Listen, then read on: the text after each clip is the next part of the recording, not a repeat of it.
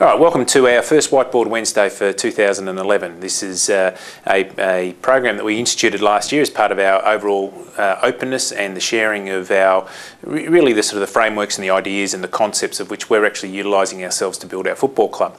What I found, even in the period of time between seasons, is you do get a lot of people who come to you and say, one, they enjoyed the content of it, but secondly, they enjoyed the fact that we kept it relatively strategic on most occasions, and what they were able to learn from that in regard to how they then apply it to their own businesses, and in some cases their own, just even their work, their life practices as well. So we'll continue that theme for much of the year. We'll mix it around a little bit and include this year probably even a few of our directors who obviously are running successful businesses in their own right as well, and in regard to some of their learnings and how they've actually applied, both the learnings they get from the football club, but also things that they've learned in their own businesses and how we then bring that into our own organisation.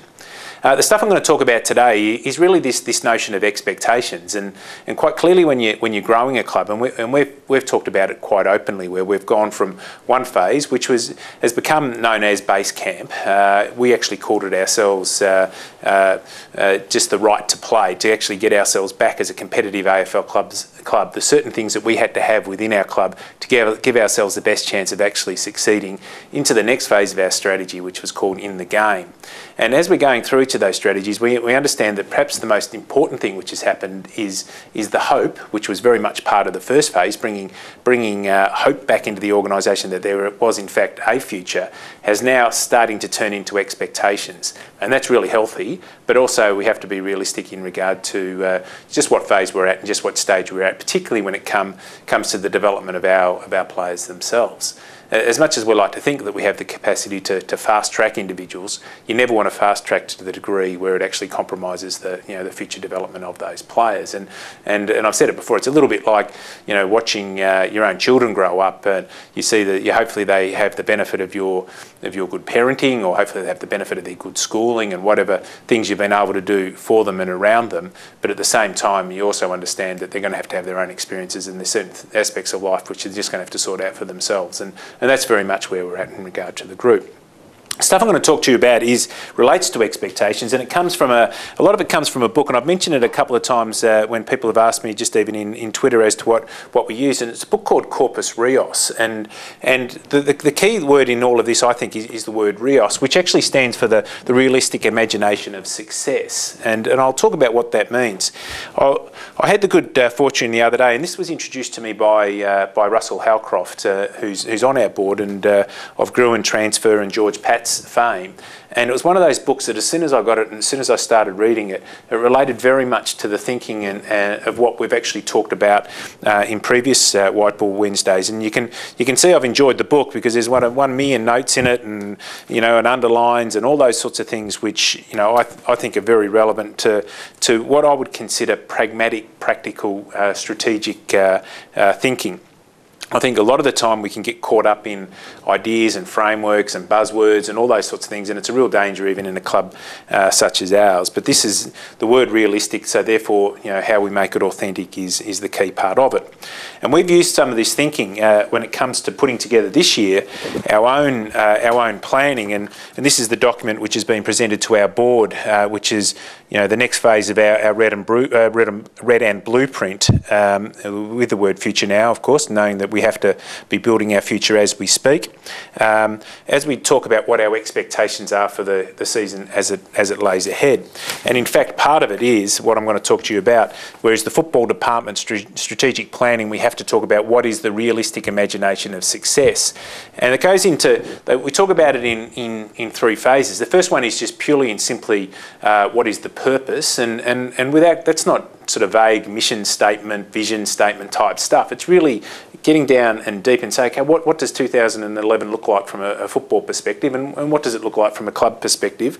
It's also going through, well, what does winning look like? And that might seem an unusual question to ask when you're talking about a football club. Well, winning looks like winning, but winning for us, it would actually be measured in a whole lot of different ways, and it relate to whether it's player development, whether it's the programs that we successfully implement, whether it's the capacity for a player to take the step from being being a good player to a very good player, or a breakout year such as a James Frawley or a Mark Jamar last year, or maybe just getting games into those players who we think are very much part of the premiership plan.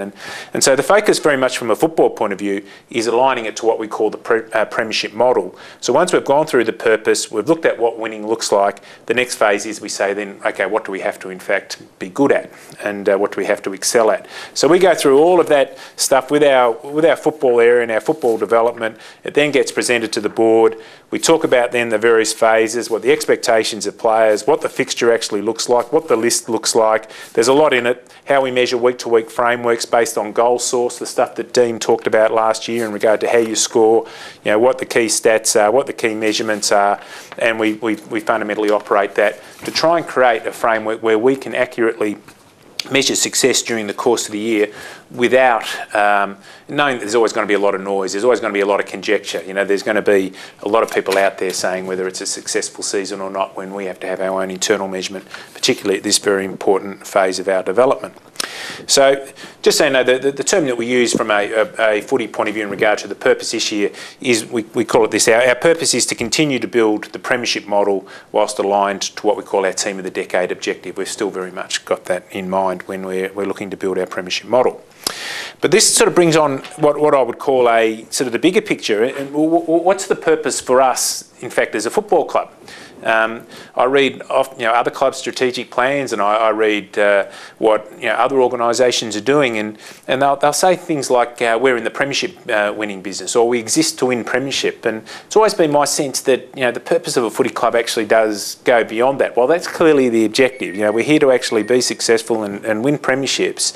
There are things which actually go beyond that.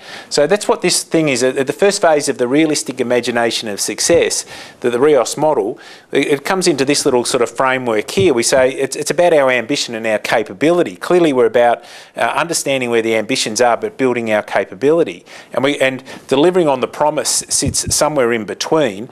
We don't want to over-promise on anything, but we also certainly don't want to under-deliver as well. And I would say within a football club and the supporter base of a club, there is that whole spectrum. You'll get one person who'll say, we expect to make the finals, and I think I even heard Craig Hutchison say, okay, we think Melbourne should be a Final Four team. Whereas people might say that we don't talk up those sorts of things, and we deliberately don't. But we don't also want to under-deliver. We want to actually deliver on what is a reasonable promise at this particular stage. So that's obviously where we sit. And managing our messaging is important, but it's important that we understand also what our capabilities are versus our ambitions at this time.